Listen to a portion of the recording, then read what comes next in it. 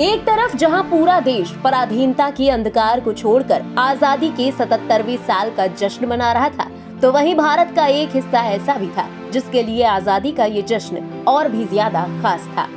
छत्तीसगढ़ के इस गांव को स्वतंत्रता दिवस के अवसर पर एक अनोखी सौगात मिली।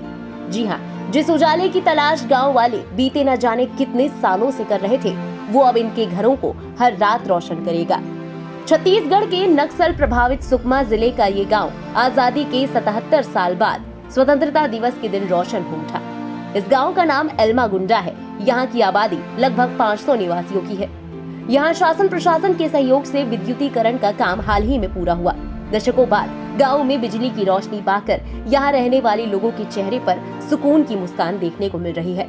पुलिस उप महानिरीक्षक सीआरपीएफ ऑप्स सुकमा अरविंद राय, कलेक्टर हरीश एस और पुलिस अधीक्षक किरण चौहान के लगातार प्रयासों से छत्तीसगढ़ विद्युत वितरण विभाग ने एल्मागुंडा में स्वतंत्रता दिवस के एक दिन पहले बिजली पहुंचाई है।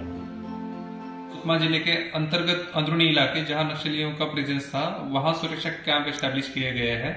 इस सुरक्षा कैंपों को मनवा नार योजना अंतर्गत विकास केंद्रों की तरह विकसित किया जा रहा है। इसी के पहल में एल्मागुंडा गांव में इस साल के फरवरी मंथ में सुरक्षा कैंप लगाया गया और वहां रोड का काम भी चालू हो गया। जैसे ही रोड का काम चालू हो गया, वहां बिजली का काम भी चालू हो गया। गांव का जो विकास का रास्ता है वो खुल गया है।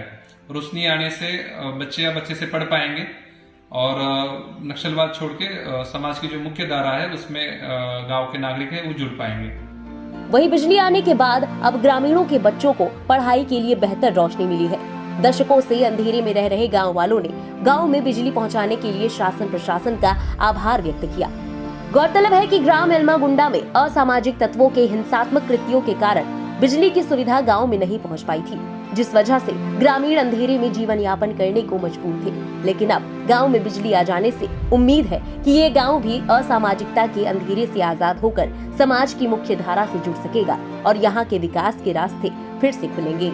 फिलहाल उम्मीदों से भरी इस खबर के बारे में आपका क्या कहना है, कमेंट में लिखकर अपनी राय जरूर बताएं। देश और दुनिया की बाकी खबरों के लिए सब्सक्राइब करें इंडिया पब्लिक खबर के यूट्यूब चैनल को और बेल आइकन दबाएं ताकि चैनल से जुड़ी सारी लेटेस्ट अपडेट्स आप तक वक्त से पहुंच पाएं।